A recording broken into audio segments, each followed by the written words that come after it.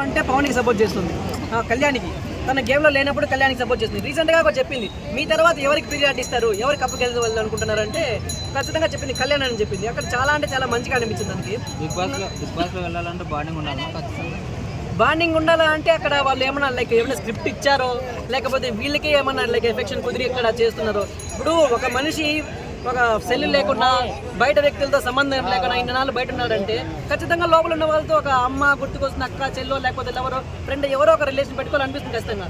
బయట ఉన్నప్పుడు అయితే ఫోన్స్ మాట్లాడకుండా మా చేసుకుంటాం. ఎవరు లేనప్పుడు మనుషులం కదా, మనుషులు లేనప్పుడు ఖచ్చితంగా సంబంధాలు పెట్టుకుంటాం. బట్ ఆ సంబంధాలు బయట వచ్చినాక కూడా మంచిగా సాగితే బాగుంటుంది. ఇప్పుడున్న వాళ్ళలో ఎవరిని కన్నింగ్ అనిపిస్తున్నారు? ఇప్పుడున్న వాళ్ళలో కన్నింగ్ అంటే ఒక్కనొక సిచ్యువేషన్లో ఇమాన్యుల్ అనిపిస్తాడు. 2 times 3 times గెలిచాడు. 3 times గెలిచినా కానీ లాస్ట్ డిమాండ్ పవన్ తీసేస్తుంటే చాలా అంటే చాలా ఎమోషన్ అయిపోతున్నాడు. అరే నాకు ఇన్నిసార్లు ఛాన్స్ వచ్చింది కదా, ఓకే అతనికి కూడా ఛాన్స్ రాని అని కొంచెం ఆలోచించిన బాగుండు. బట్ అంత సిచ్యువేషన్లో వెళ్ళిపోయి ఏడ్చే అంత విషయము అంత గట్టిగా ఆడుతున్న విషయం ఏంటని అనిపించింది. సో అతను కొంచెం ప్రతిసారి నాకే కావాలి నేను తప్ప ఇంకెవరు రాకూడదు, నాకే కావాలి, ఎన్నిసార్లు వచ్చినాక నాకే రావాలన్నట్టుగా ఆలోచిస్తున్నారు.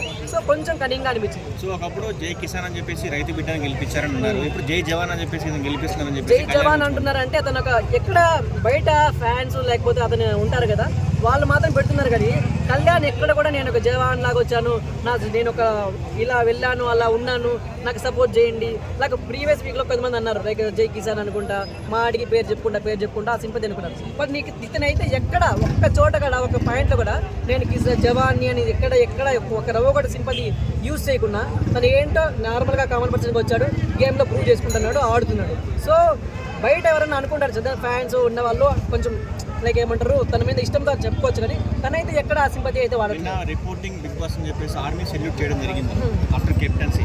రిపోర్టింగ్ బిగ్ బాస్ అంటే తన వృత్తి అది కదా, ఎంత దాచుకోవాలనుకున్నా కానీ ఖచ్చితంగా ఆ ఎమోషన్లో తన వృత్తి ఖచ్చితంగా బయటకు వస్తుంది. దాంట్లో నేను జవాన్ని ఇది అదే అని చెప్పట్లే కదా, అది తన వృత్తి ప్రకారంగా తన విధానంగా ఎలా గౌరవం ఇవ్వాలో ఆ పొజిషన్కి అలా ఇచ్చాడు. అంతేగాని అక్కడ నేను ఇది నాకు సపోర్ట్ చేయను అని ఎక్కడ చెప్పుకోవాలి.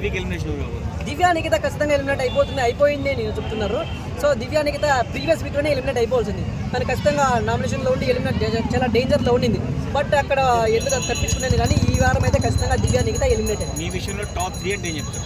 టాప్ 3 అంటే కళ్యాణ్ పడాలా, తనుజ, ఇక ఇమాన్యుల్. ఖచ్చితంగా వీళ్ళ ముగ్గురులోనే టాప్ 3 ఉంటుంది. వీళ్ళ ముగ్గురులోనే ఖచ్చితంగా కప్ అయితే రాబోతుంది. కళ్యాణ్కి బయట పిఆర్లు ఉన్నారా? కళ్యాణ్కి పిఆర్లని ఎట్లా చెప్తారు, అతను వచ్చింది ఒక కామన్ పర్సన్గా. ఇప్పుడు ప్రీవియస్ కళ్యాణ్ ఇప్పుడు ఇక్కడ అగ్ని పరీక్ష నుంచి కళ్యాణ్ అంటే ఎవరు మనకు తెలుసు, అంతకుముందు ఎవరికైనా తెలుసా కళ్యాణ్ అనేసి? ఎవరికి తెలియదు కదా.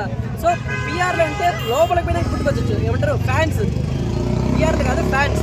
లోపలికి వెళ్ళినాక తన వ్యక్తిత్వం నచ్చి తన బిహేవియర్ నచ్చి తన క్యారెక్టర్ నచ్చి ఫ్యాన్స్ అయ్యారు కదా తప్ప తనకి ఎవరు సపరేట్గా పిఆర్లు అలాంటి ఏమి ఉండరని నాకు అనుకుంటున్నాను. Thank you.